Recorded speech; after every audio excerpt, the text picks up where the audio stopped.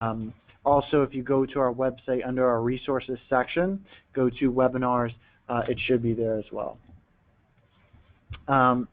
So with that being said, I'm going to move it on now to our speakers. Steve, would you like to begin? Thank you, Mike. Hello, everyone. Good afternoon, and thank you for attending. My name is Dr. Steve Goldman. I'm a senior lecturer at MIT, and I also have a consulting firm, Steve Goldman Associates. I've been doing crisis planning, business continuity, disaster recovery, and crisis communications for something like 30 years. Suzanne? Hi, everyone. I'm Suzanne Blake, and I manage MIT's Office of Emergency Management and Business Continuity. And for the past 15 years, I've been working in higher education emergency management, either at a higher education institution or consulting with institutions across the U.S. So I'm happy to be here. All right, so here's what we're going to discuss this afternoon. Briefly talk about MIT, and then we'll talk about how to build your preparedness strategies and checklist, what incidents you should plan for, resulting which what response team you should build. Then we'll talk about MIT, its emergency crisis response, real incident communication, information to share before, during, after an emergency, and then Suzanne and I will present 3 case studies on actual events that have occurred, 2 of which at the MIT campus. We will summarize, and then we expect a standing ovation from all of you at your cubicles or in your conference rooms. Okay, caveat. One thing is that we all know that no 2 colleges and no 2 universities are the same. And in fact, even within a university, departments can vary widely. So we want you to adapt the information in this webinar to your specific situation, college or university. It works for us, but adapt it to you. Okay, let's talk about MIT briefly. Go ahead. Okay, our campus was actually started in 1861. We moved to the current campus in Cambridge, Massachusetts, 1916. You can read all the information about the school and how large we are, etc. But the key thing I want you to look at is the bottom line there is we have 2,200 known laboratories on the campus, plus we have 800 other spaces with hazmat materials, including shops and mechanical rooms. This alone gives us 3,000 areas of concern for dealing with a crisis on campus, and those are just the physical ones. We have 11,000 students, and you can see the difference. We have more grad students than we have undergrad. We have 6,800 grad, and roughly 2/3 of that are undergrad students. We're very proud that we have 12,000 employees, which gives us almost a 1-to-1 employee-to-student ratio. Faculty is 1,036 and 827. You can read those numbers. 46 major programs, 50 minor programs, and this is not too well known. If you complete a certain physical education province, you can earn a pirate certificate from MIT. Suzanne.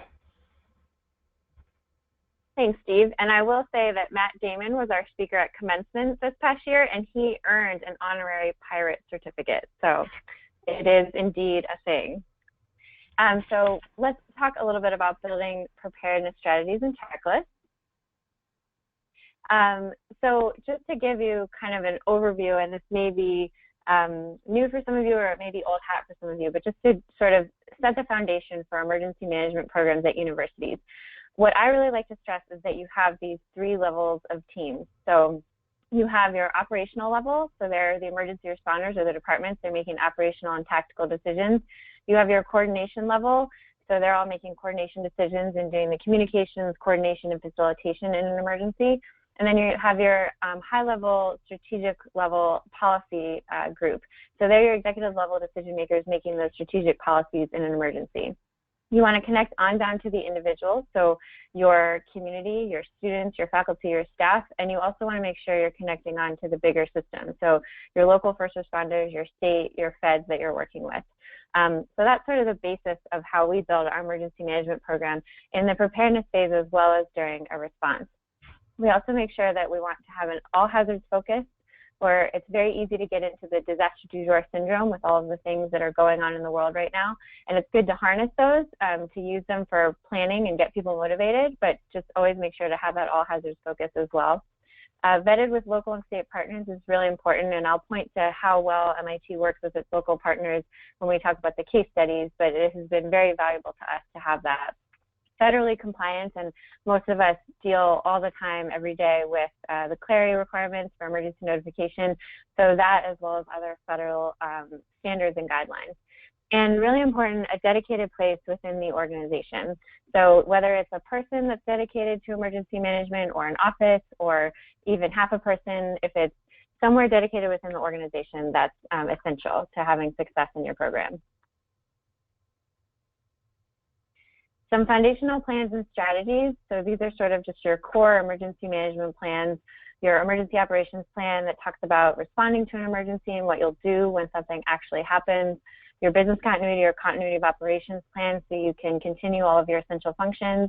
Your mitigation plan or strategy, so you can mitigate those things that may happen as a result of emergencies. Your crisis communications plan, which could include your emergency notification protocols, so how you're communicating with your community before, during, and after an incident, and we'll talk about that throughout the presentation as well. Recovery plan, how are you making sure you're caring for your community and getting back to normal operations. A multi-year training and exercise plan, so you can really set out how you're going to train your people, how you're going to exercise your plans, and how you're going to progress as the years go on with more complex exercises and training. And your preparedness, outreach, and education strategy, so that you can really educate your community on the preparedness that you've done in all of your plans and procedures, so that they can participate as well. And all of this really leads up to organizational resiliency. So we want to make sure that no matter what happens, no matter what type of hazard or even a reputational emergency, we can be resilient with our programs, plans, and procedures, and make sure that we can get back on track as an institution. Steve, I'll hand it over to you. Okay. Thank you. Okay, let's take a couple of seconds and look at what incidents we should plan for. Now, only in our industry could we call some of these disasters as typical, but typical disasters we need to plan for also. And they would include natural disasters, snow, and you can read the others, earthquake, ice, etc. Several years ago, we had 108 inches of snow in the Boston area. All schools were affected by that. Human-caused emergencies, workplace violence, sadly, absenteeism, strikes, fire and flooding, etc. Technology disasters, data breach, utility interruption. The network goes down, we all become immobile. And finally, what we call public health emergencies, a pandemic or a disease outbreak. Now, specific to universities, since we're kind of a world of our own, we need to think about dormitories, shelter in place. If that occurs, how do you feed your students? How do you keep them within discipline, shall I say? Loss of use of classrooms, true business continuity. School has to go on if the classroom is unavailable. Talked about labs. Our campus is very open, as are most of yours, open spaces. We have visitors everywhere, virtually 24 hours a day, so we need to plan for that. Suspicious activities, parental notifications, again, is something that's unique to a university. Something that's reared its ugly head recently is the scandal, the school scandal, the sports team scandal, the faculty scandal. So those, again, things that we need to think about and plan for. And I jokingly put down tenured faculty. You all know what tenured faculty are like and how they run the system and know everything. So that is something you might want to factor in, if not specifically, kind of lightly into your emergency plans. And then some universities have specific hazards that they need to deal with. At MIT, for example, we have a fully functional research reactor right along Mass Avenue, so it's right there. Missouri University of Science and Engineering has an explosives engineering major, and if you can see the logo on the side, they have an explosive summer camp. Now tell me, what could possibly go wrong there? So again, something you want to plan for. In Boston downtown, we've got the Boston University National Emerging Infectious Diseases Laboratory, which is a BSL level 4, which, as you know, is very serious. And then several of you have animal research laboratories, which by nature are controversial and need to be planned for in one way or another. Okay, so what do? Basically, we prepare. We make sure we have crisis systems in place for notification, communication, administration of the crisis, so if you will, response, reentry, and recovery. And basically what we'll talk about a little later is starting some of these events even prior to the disaster. Okay, let's look at what response teams we need to build. Okay. You all should be familiar with the incident command system. It came from the devastating wildfires in the 1970s in California, where state and local governments could not coordinate a major fire out there. Compliance is required, and what it is a set of policies, procedures, and facilities integrated into a common organizational structure that can be applied across your university and work within your federal, state, and local agencies to their incident command system.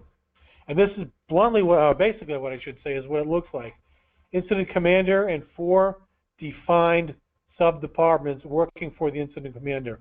One person is in charge, and the 4 departments work for each of those. And the good thing about incident command is it can be expanded or contracted. If you have a small fire in a building, the previous diagram, would more or less suffice. A wildfire burning 1,400 acres of land, which just recently occurred in California, would use the same system. What you do is you expand upon it. So this I pulled from the web is what the Hawaii State Department of Health Incident Command System looks like. Again, the same commander, planning, operations, logistics, and finance, plus all the other offices that you use in a large-scale response. So it all comes together as organizational resiliency.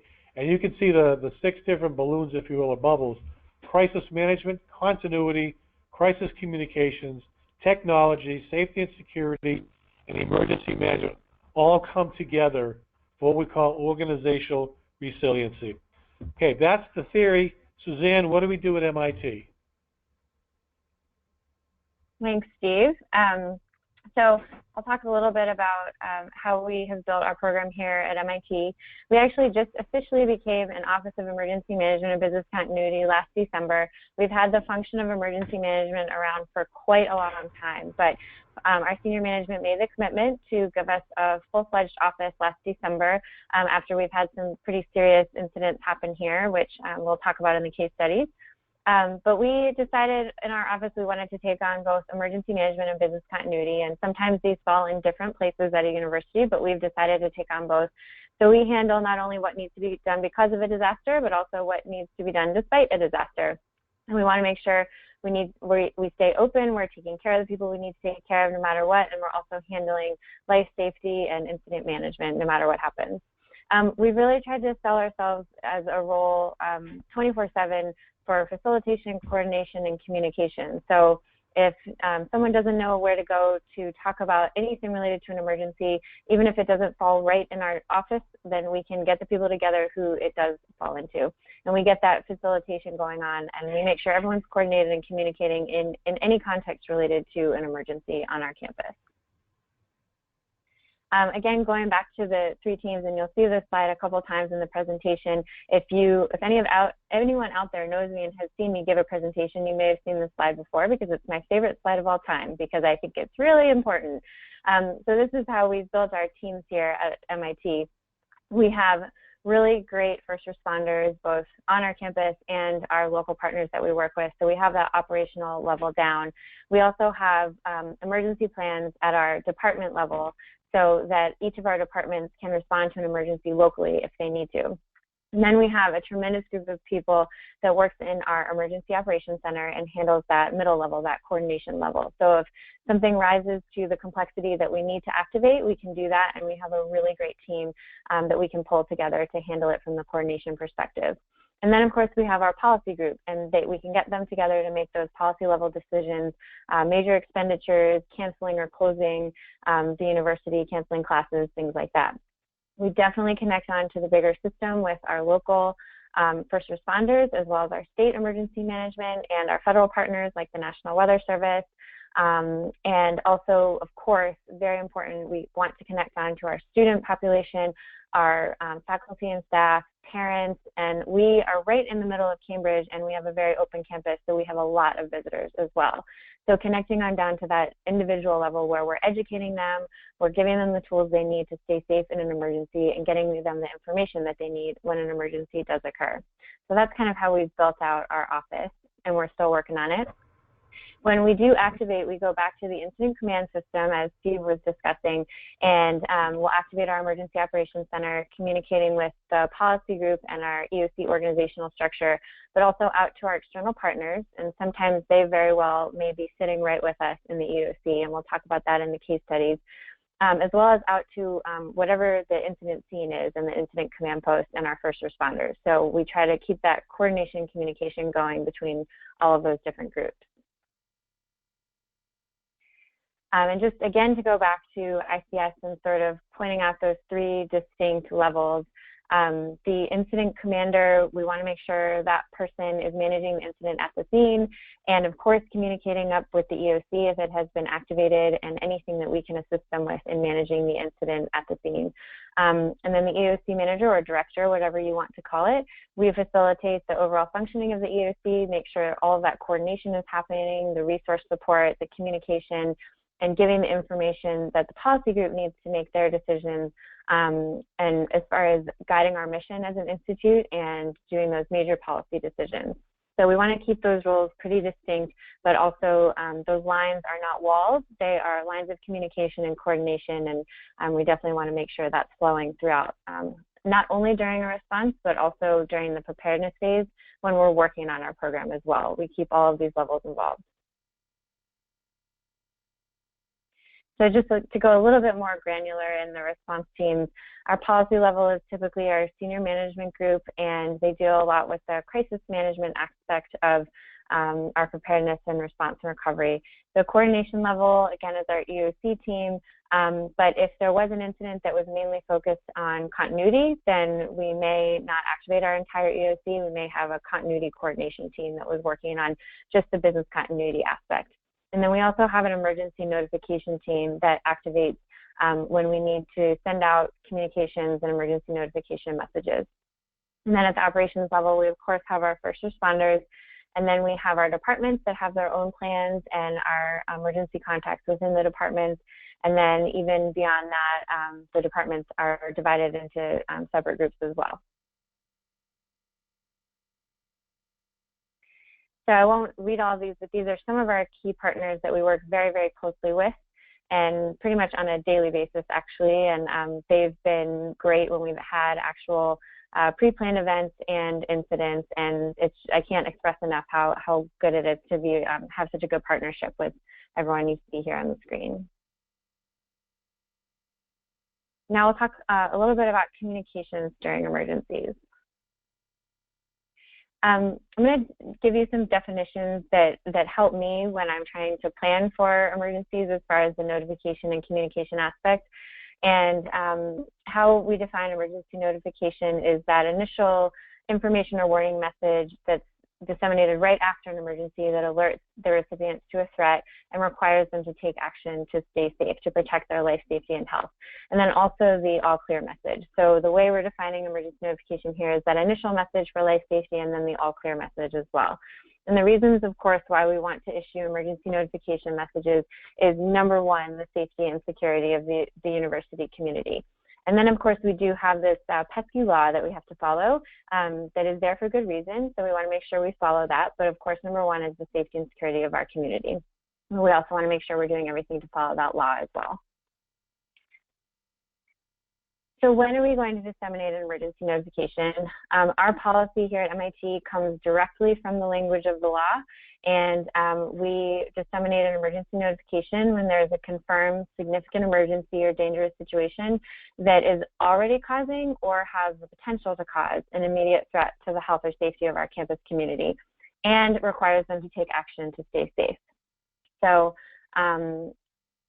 anytime there's a confirmed significant threat, we're going to send something with the required action for them to stay safe. And then, of course, when that emergency is over, we want to make sure they know that it's over, so we'll send an all clear message. We send these messages out for the life safety emergencies in any way possible, and we have sort of a suite of tools that we can use through text messaging, email, voicemail, a couple different websites, social media. We have digital signage boards on campus, really any way possible that we can get the information out. And of course, we know that some of these reach more people than others, and some people prefer different ones. So we try to be very diversified in how we get that initial emergency notification message out. And our goal is that magical combination of timeliness and accuracy, which is so tough to achieve, but we want to make sure we have both. We're considering both when we're sending out these messages. So beyond emergency notification, how we're defining crisis communications here is sort of the non-urgent information that still has important aspects of the incident and also maybe required public action, but isn't that immediate life safety message. So it's the continued communication throughout an incident and following an incident that we distribute to the campus community and also our external stakeholders, such as the media, the general public, parents, folks that aren't maybe immediately affected by the emergency but still need the important information after the emergency. And the reason why we issue crisis communications messages are for the continued emergency information and the public action, but also curiosity, reputation management, things of that nature, to make sure everyone is sort of in the know. When are we going to send these? Well, on a very regular basis, and we've all heard about if the media wants information, the expression we use is we want to feed the beast. So we want to give them information on a regular basis. We also want to give our community information on a regular basis, because if we don't give it to them, they're going to be sending out information on their own. So we want to make sure that they're getting the official message from us. And when new information is available, of course, but even if new information is not available, we still want to send out something that says, on a regular basis, that says we have no new information, but, here is still the status of the situation. And these crisis communications messages, we're not necessarily going to send them on urgent notification methods like texting and things of that nature, but we will definitely have our website up. We may have a hotline, email, the news media, of course, and of course, social media as well. And we have the same goal with crisis communications, the timeliness and the accuracy of it all. So again, that golden combination of the two. Information to share before, during, and after. So Steve, I'm going to hand it over to you to talk about this. Great, thank you, Suzanne. Okay, before an emergency, of course, you want to share preparedness. What do you do when an emergency hits? What do I expect? How do I respond? During a crisis or during an emergency, critical emergency information, protective action instructions, protective action information, what people should be doing. Afterwards, you can look at how to re-enter, how to recover your zone, your area, your dorm, what assistance will be available, and then what any after-action reporting would be necessary. So what we did was we took a case study from a previous Everbridge webinar, and since we're in academia, it's not called stealing, it's called referencing. So I'm referencing a previous webinar, and it was for the Philadelphia Papal Visit. And you can see before the emergency, they had a public awareness campaign, and you can read all the information that they had to get information out about what was going on and the preparedness for the event. You can see all that. During the emergency, they had consistent, relevant messaging. What was going on down to the minute? Who was doing what? If you need certain information, what do you need to do? Where is it? How do you get it? And finally, at the end, in this particular case, they encouraged people, since you already joined, why don't you opt in by your zip code, so when there's an emergency in your zip code, we, the local agencies, can get in touch with you very, very quickly. So that worked out extremely well. Okay, let's take a look at some case studies, and let's have Suzanne talk about the first one. Suzanne? Thanks, Steve. So just before we start this, I am by no means an ICS purist, and I'll put that out there, and maybe some of you are. But I'm going to talk about how we use ICS to handle what we call an event. So how we define at MIT and in the terminology in ICS is that an event is something you can cancel, and an incident is something that you cannot cancel. So we used everything that we talked about. We want to emphasize that you not only can use them for incidents, but you can also use them for events. Whether you have football games, whether you have speakers on your campus that cause large crowds. Of course, everyone probably has some sort of commencement ceremony. You can use all of this information for that as well. And I'm going to talk about something that we experienced this past spring called MIT Moving Day Celebration and how we applied all of these tools to manage that big event that we had. So MIT, I learned when I came here in December, decides to celebrate everything. And they decided this year to celebrate their 100-year anniversary of moving from Boston to Cambridge. MIT used to be located in Boston across the Charles River, which runs the length of the MIT campus. And in 1916, they decided to move over to Cambridge, where our campus still stands. So in order to celebrate this magnificent achievement, we decided to have several different events. One was that we had the grand idea that we were going to ask our MIT community to create their own floating vessels to cross the river and mimic when we crossed the river from Boston to Cambridge back in 1916. We have some very, very intelligent students on this campus, and they created some very interesting vessels, but there was a lot of safety precautions that was involved in all of that operation, so it was a huge deal. After the crossing of the Charles, we had a pageant, which was actually more like a concert and an event, had fireworks, things of that nature. And it was a big event during the night after the crossing of the river. And then we had 4 to 5 tented dance celebrations that kind of went through the decades. So there was a different decade in each tent, and it was a big celebration. It was open to the public. There was alcohol, open bar, the whole 9 yards. So we were activated from 7 in the morning until midnight. It was a Saturday. And for you ICS tourists, I'll give you my rationale here. Instead of having 2 operational periods, like I probably should have done, we decided to have 2 shifts in 1 operational period. And the reason for that was so that I didn't have to create 2 event action plans, because creating this event action plan was a huge animal. I did not want to create 2 of them. So we created 1 of them, and we had 2 shifts. We had a full activation of our EOC, and we had many, many external partners in our EOC with us. We had Cambridge Police, Cambridge Fire. We had the full Cambridge 911 Center. They rebuilt their communications center in our EOC, so they had another location than their headquarters so that they could take calls quickly that had to do with our celebration. We had state police, we had the Massachusetts Emergency Management Agency, we had everybody in this EOC. It was a great party. So the pre-planning was also major for this. I think when MIT decided to have this celebration, they thought it was a fabulous idea, it would be such a good time, but it wasn't until a few months before the event that they started thinking about the safety of the whole operation, and that's because those of us who are in that field within MIT, as we should, kind of pointed that in their direction and said, you know, there's a lot of safety concerns here. We have people on the water. We're closing a major bridge that goes from Boston to Cambridge. There's a lot of transportation issues, things like that. So we decided we needed to activate, and we needed to have a lot of pre-planned meetings ahead of time to plan for it. And advancing. So you'll see here some pictures of our EOC. There's a picture in the center there that is the river, and all those little dots are the different vessels, as well as our sailing team helping to cross the river.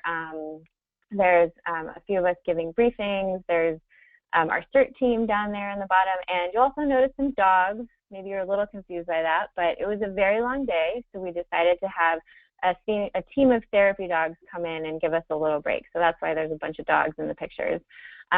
We also have an extensive network of cameras on our campus. We have thousands of cameras all over campus that we use for situational awareness. So the top center picture is sort of our visual of the different cameras that we had on the river crossing part of it. Now, we could have chosen any view we wanted, and they're very good, accurate cameras, so we literally could see the colors of people's eyes that were crossing the river, which actually really, really helped us in determining that that was being done safely, along with the folks that were on the boats and down at the river themselves. This is our org chart, and again, for you ICS purists, I'll give a little bit of an explanation here. Like Steve was pointing out, the ICS system is great for expanding and contracting, and I like to emphasize the flexibility and adaptability of ICS. And that's exactly what we did when we created our org structure. We definitely had our 4 sections in place, and we built them out below as well and staffed those. We had 2 shifts for each position as much as we could. We used our safety officer and our liaison officers to liaise out to the agency reps that were in the field, which was in this case the river or the tents or the lawn when we had the pageant and the different dances. And although we do have a box for the incident commander, that's our chief of police, that's a little off there because we know in the EOC we just need an EOC director, but our agency reps, they were very firm that they wanted someone named as the incident commander in the EOC that they could report to. So they really, really wanted that, so that is what we gave them. And actually our chief of police was kind of mobile. He was out at the river, he was in the EOC, he was talking to a lot of people, he was helping us coordinate between the two, the EOC and the scene, and it was really helpful. And then we liaised with our agency reps. They were in the EOC, and then they were also out in the field communicating. So we had boats on the river, we had Cambridge fire boats, we had state police boats, we had dive teams. We had students rappelling off the bridge for some reason, so that's why we had the dive teams. There was a lot going on. So this was our org structure that we used to manage the event. Some lessons learned and some kind of things that we found successful throughout the whole event. These event action plans, and again, we called it an event action plan because it was a pre-planned event and not an incident. So we didn't have an incident action plan, we had an event action plan. These things take over your life. I mean, I spent my whole spring writing these event action plans because we actually had 6 different events as part of this. I'm only focusing on the moving day part, but there were 6 other events, including commencement, that kind of happened in the same time frame. So, but they became so important for everyone to be on the same page. And really, the creation of them and the writing of them beforehand was even more helpful than actually having them in our hands in the EOC, because we had spent all the time creating them that we all were very aware of everything in them already.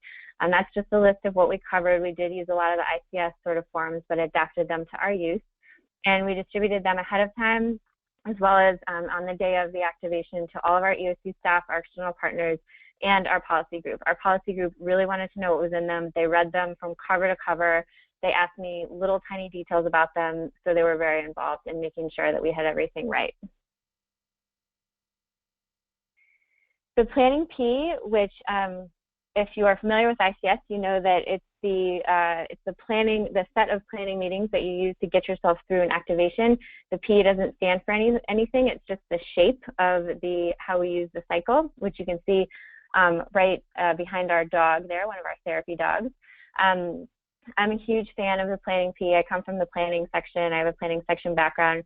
So what we learned throughout all of these events that we were having was that if you implement the planning P meetings in the weeks ahead of time, it's a lot easier to create that event action plan. And the planning P works, so why not use it? And of course, during an actual incident, we would implement the planning P meetings during the activation. But for these pre-planned events, it was very useful to conduct them ahead of time.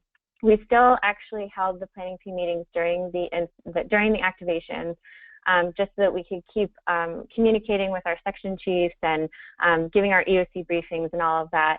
But having it ahead of time was very helpful in creating those EAPs. And that common language that our first responder partners, they really understood what we were doing because we were using that common language in ICS. I will caution though, since I am a fan of the planning P, it's a little bit addicting. And when we came to do our food clinics in October, something that MIT has been doing for years and years, and they don't need my help with it as a new person. And I wanted to run planning P meetings ahead of time, and they kind of had to pull me back, and all my section chiefs were like, no more planning P meetings. We're not doing that for this. We know how to do it already. So I had to kind of put on the brakes on the planning P, but it was very helpful for these events. And of course, getting back to the relationship with our external partners and the pre-planning with them. So not only did we have those planning P meetings, but we had safety meetings a few times before the events with all of our external partners, sort of the expanded group of all of our safety people, and they're listed there just to make sure that no one had any safety concerns. If we did, we were addressing them. We had the right personnel, the right equipment, and everything assigned, and all of that went into the event action plans. And then, of course, we had our external partner briefings. We gave them the EAP, and we had those safety meetings. Something else that was very successful was our cameras and technology. I mentioned we have approximately 4,000 cameras all over campus, and they're very useful for situational awareness in events like this. So everyone also loves them. They're our #1 praised asset, and they also show well. So a lot of people wanted to come visit the EOC and kind of see the excitement in the EOC and see what it was all about. But as some of you probably know, EOCs are a little bit boring when you walk into them and there's not much going on.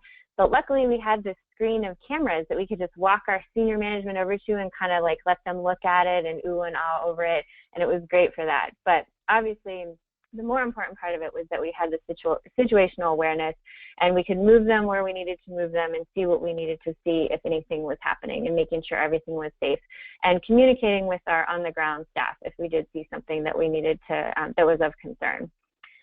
We involved our IT staff because of that very early on in the process, the planning process, and then throughout the events when we were activated, because they run the cameras.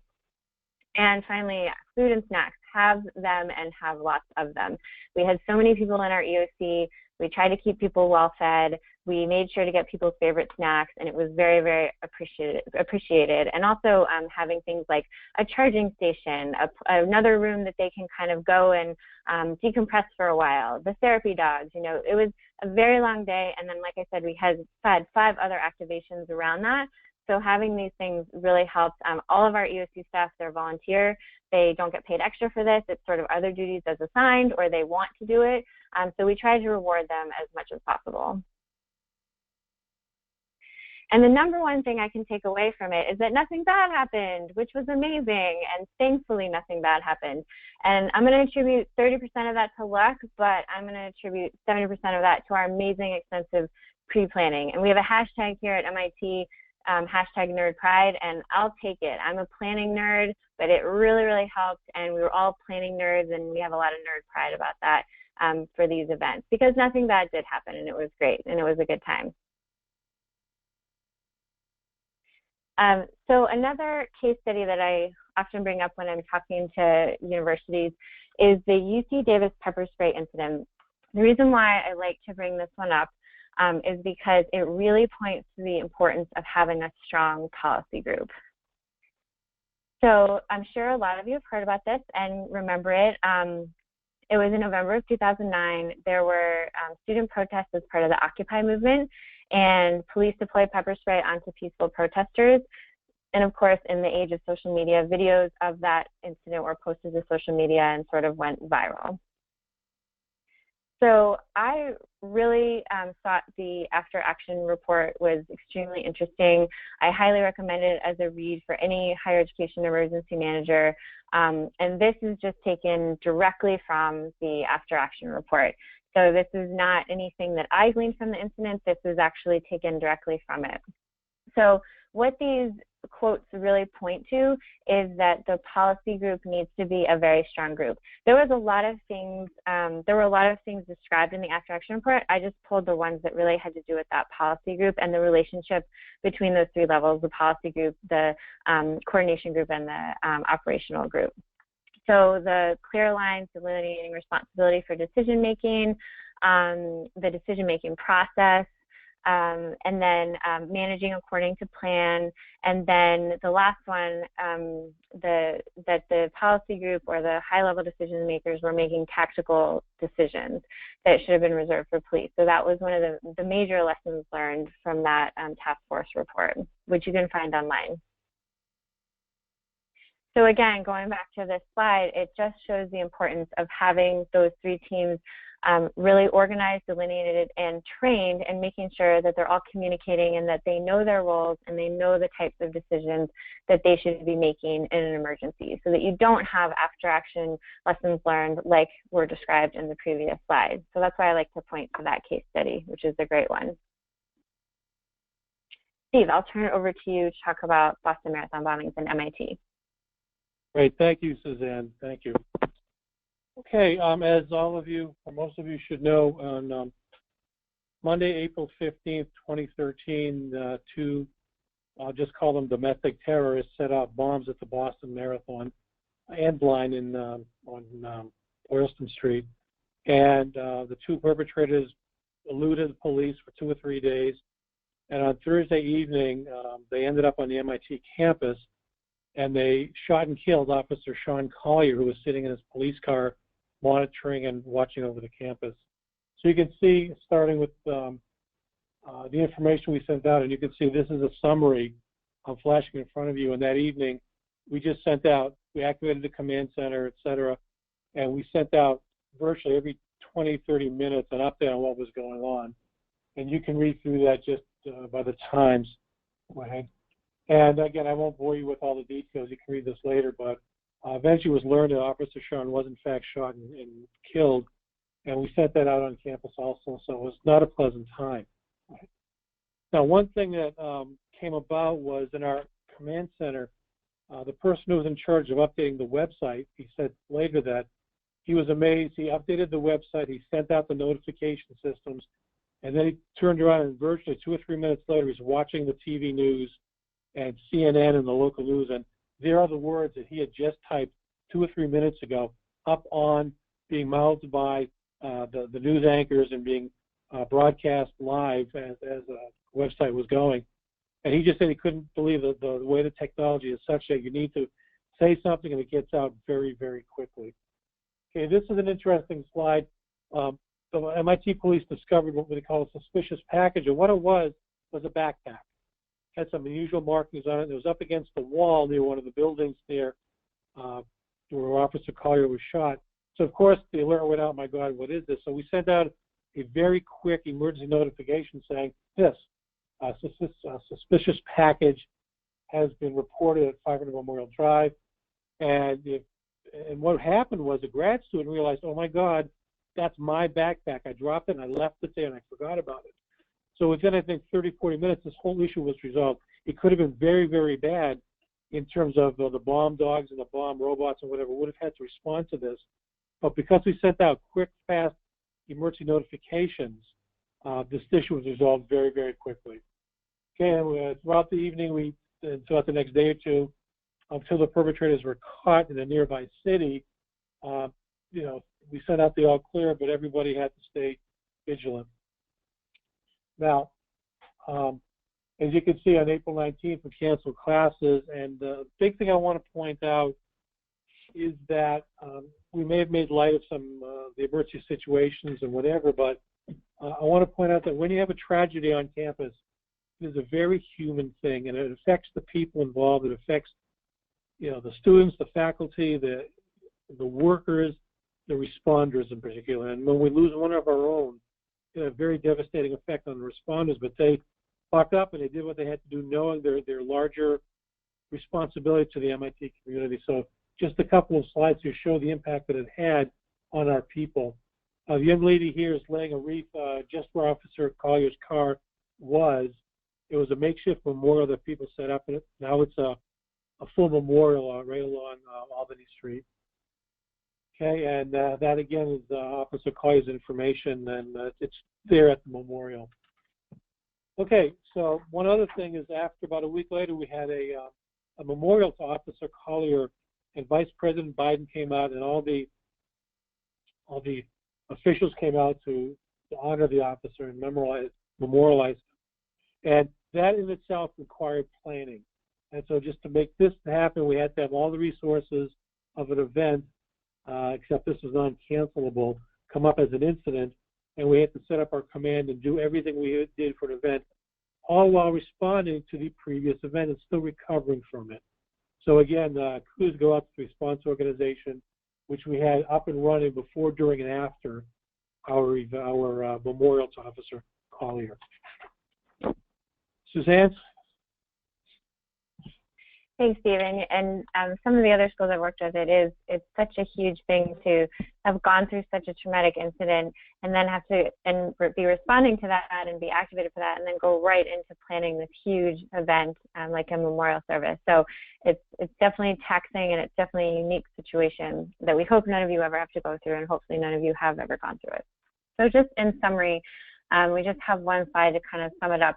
We hope that using this information, you can kind of adapt it and really concentrate on creating a comprehensive program. We like to say that preparedness is sort of the umbrella to everything.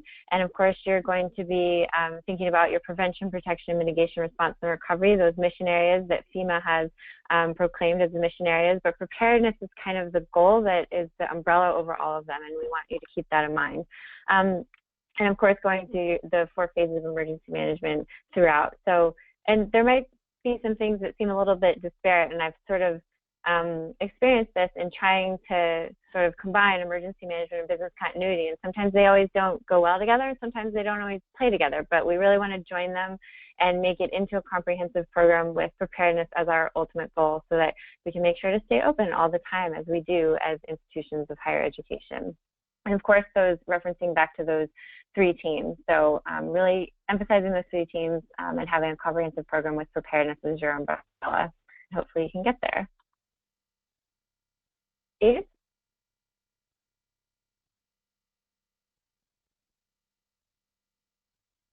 Steve?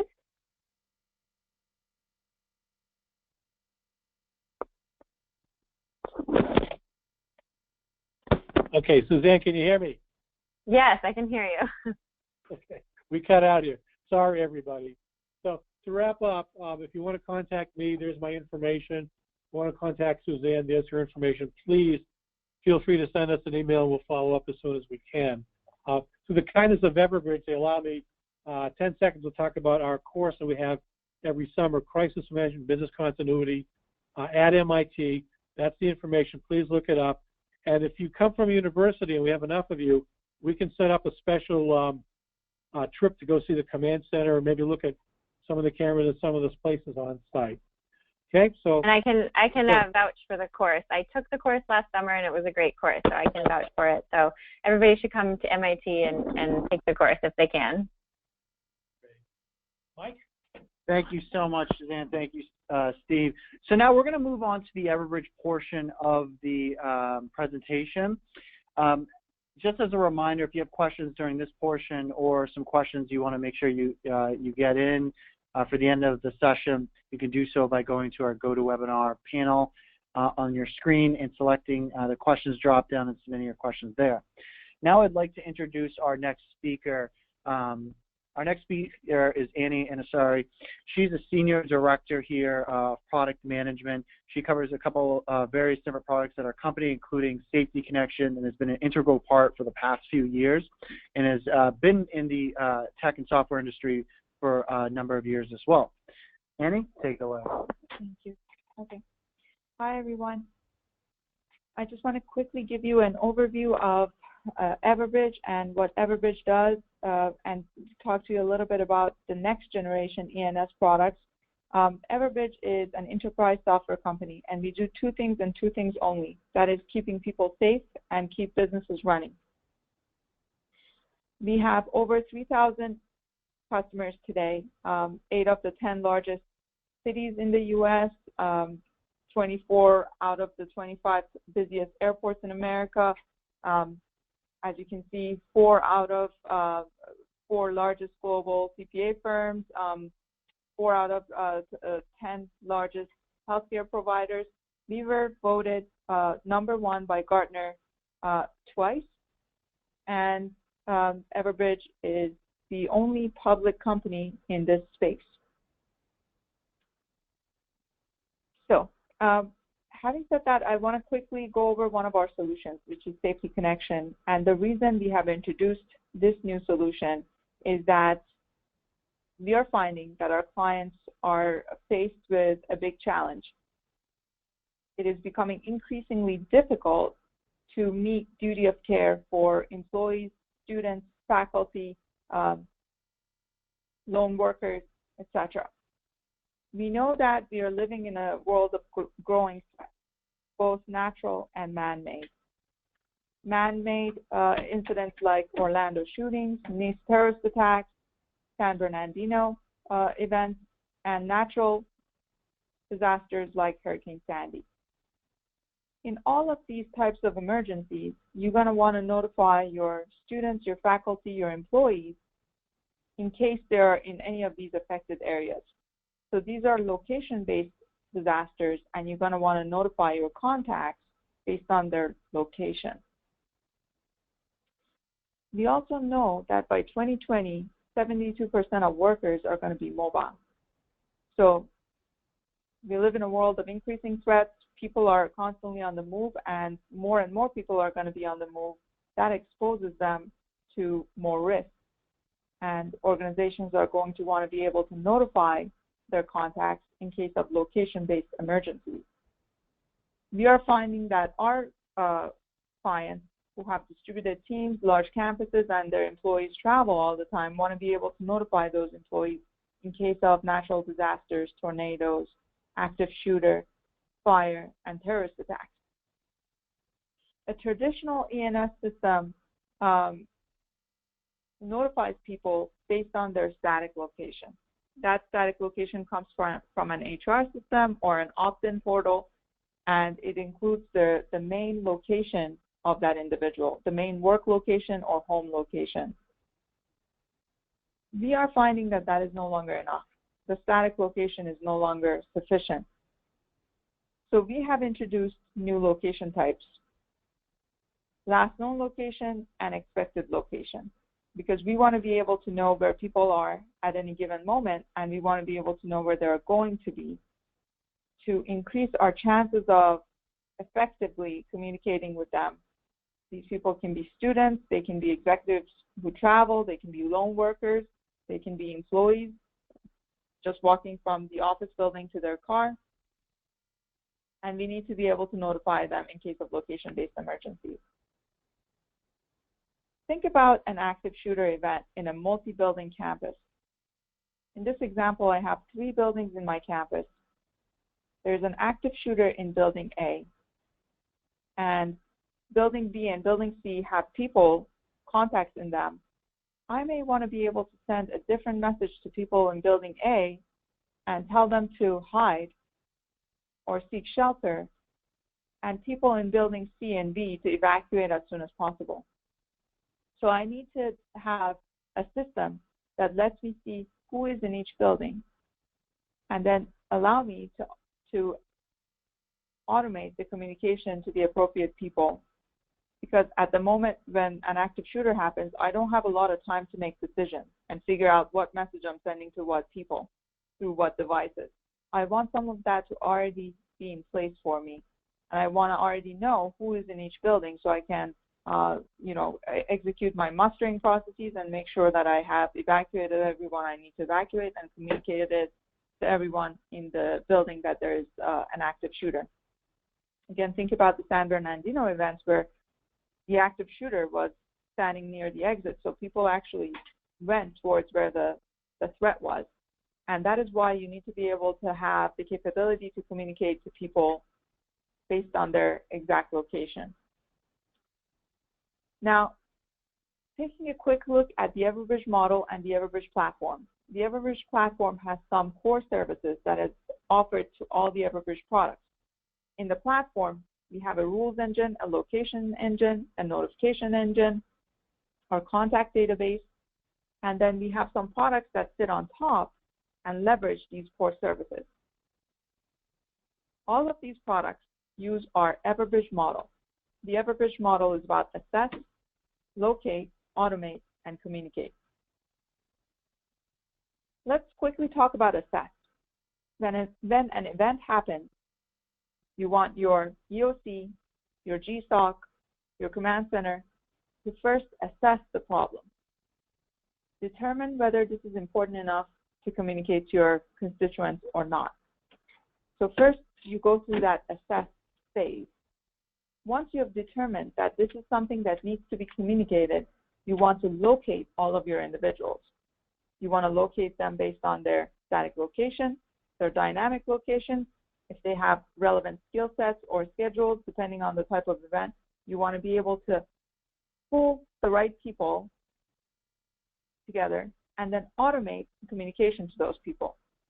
In the automate phase, you want to have your plans in place, you want to have your escalation policies defined, you want to have your contextual messaging in place, basically communicate to the people in the right language, have the right languages in your notification prompts, have the right caller ID.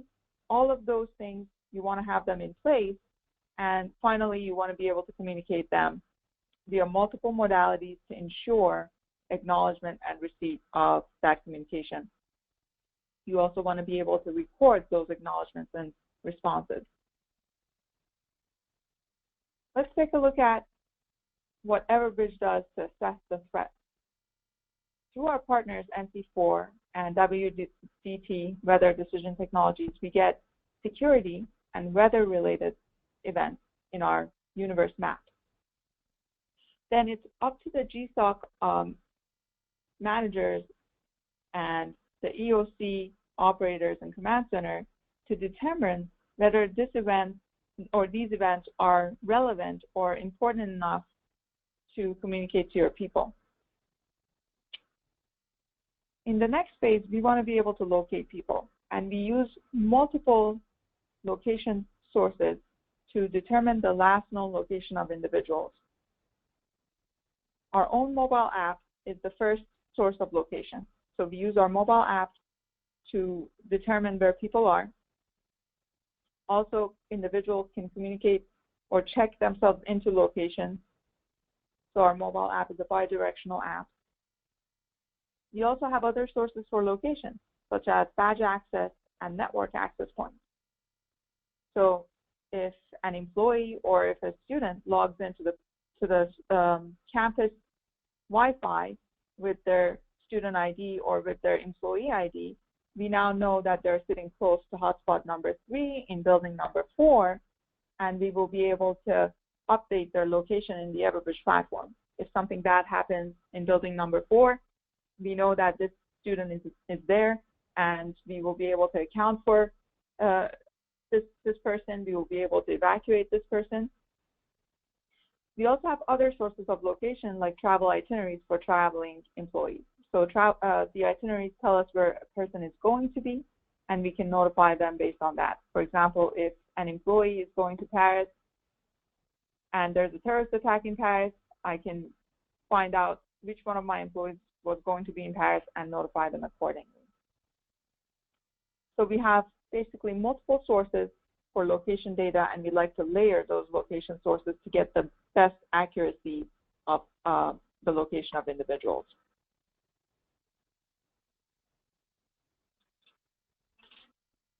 The next thing is we want to be able to hover over a building icon and see where, which employees are in a building.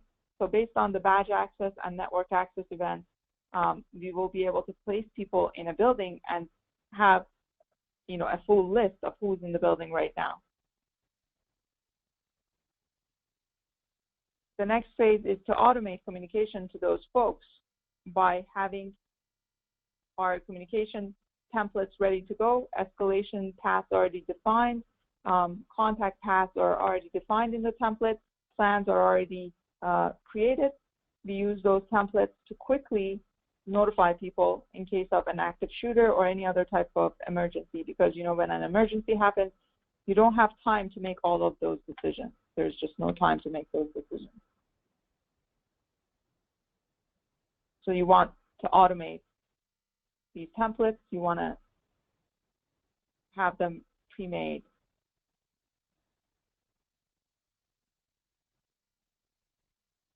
Finally, you want to be able to communicate those plans or those messages to your constituents.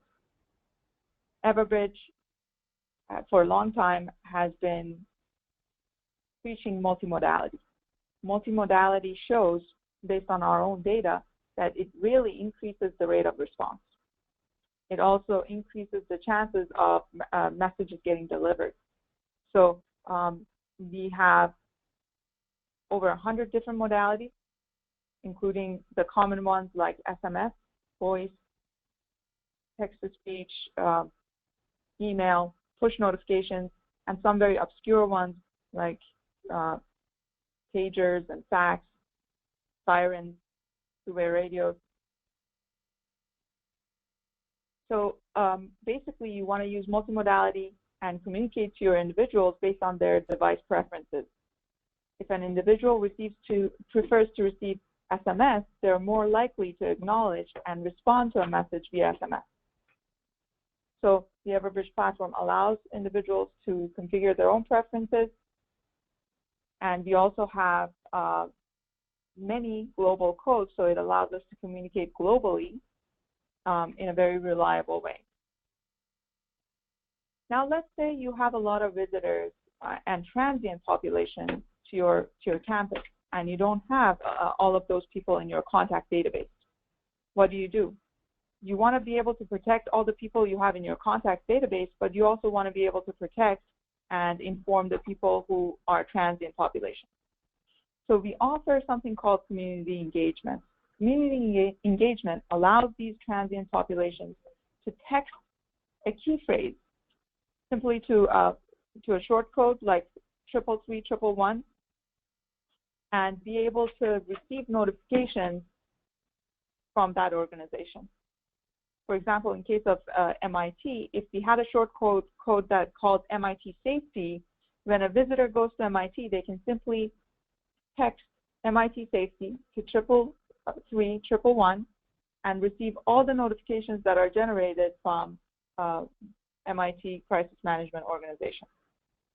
And that way we are expanding the duty of care from the contacts to students and faculty who are already in the database to the transient population who are visiting the campus and may not reside in the database. Basically, with Safety Connection, we had a few goals. Our goals were to expand the duty of care to traveling individuals, the individuals who are constantly on the move, not just people who are within the four walls, but also people beyond the four walls. And be able to automate evacuation and mustering processes and have an accurate list of who is in the building, who may be moving around between buildings, and increase the rate of response, and also have a track record of all of that in the Everbridge platform. So I can always go back to that notification and see which people were notified, what locations they were in, and have a full track record of that in the platform. At this point, I would like to open it up for some questions, if there are any. Thank you, Annie, and thank you to the two speakers. So we're a couple minutes over the hour, so we're going to go through just a couple questions. We will follow up with you afterwards. I'll send the questions that are addressed to our two MIT speakers to them via email, and I'll have Annie follow up with any additional product questions that we can't get to. But let's get to a couple, though. I know we had some good ones. The first one I'd like to ask is for you, Suzanne. It's from James in the audience. He wants to know, timely and emergency communications are obviously critical. Do you have templated message scenarios prepared for different scenarios that you anticipate facing, including follow-up communication templates and updates? And are you willing to share? So we have used templates in the past. Right now, we are taking a stance on a very general template that we use, and that is incident at location instructions. So we fill in the incident, we fill in the location, we fill in the instructions, and then we have more info, emergency.mit.net. We have gone back and forth several times on if templates make it faster or if there's more room for error for templates. I know that a lot of schools definitely use templates and find it to be much faster. For some of our users, we have found that it's helpful to just have a more general template, or some of our users choose to just create a message from scratch, but using that as a guide. But I definitely, we can definitely talk more if you want to reach out, and I can tell you our reasoning on that. But I think it's very specific to every institution what you decide to do. This is Annie from Everbridge. Thanks, Suzanne. I just want to quickly add something to what Suzanne said, and basically that generic template is a good way to go, because you can have variables, as Suzanne stated, variables like location that can be filled out at the time of sending, and then you have your generic template in place, and only those variables are being put in by the operator, and they get plugged into the message, and that reduces the time it takes to send your message, but it allows flexibility for the operator to, select a few fields or, append the message with a few key of information. Yeah, and I think the reason why we've decided to go that way is because of very complex incidents that we would have never thought of before, like the Sean Collier incident. So I think for some of the incidents that you face way more often, it's probably very useful to have templates, but we've experienced some things that there would never have been a way for us to even think of a template for it. So that's why we also really rely on that general one as well. Awesome. So we'll take one last question so we can involve Steve. The last question is, Steve, in your professional experience, what is your recommendation for when to involve the media in these type of critical situation where there is an active shooter event on campus? Okay, that's actually out of the campus hands. That's going to be part of the police response, and the police will take over the facility, take over the room, whatever, and their public information officer will be addressing the police. However, your incident command system needs to have a public information officer to link into and with the police. And if they want to do, say, a joint press briefing with you to talk about the school and whatever, that's fine. So the answer to your question is, prior to an event, get to know your local police officers, the local police public information officers, work with them, invite them to your school, come see their facilities, and make it a joint effort so that when something happens, you're familiar with their system and their people, and don't have to deal with that while you're dealing with the incidents.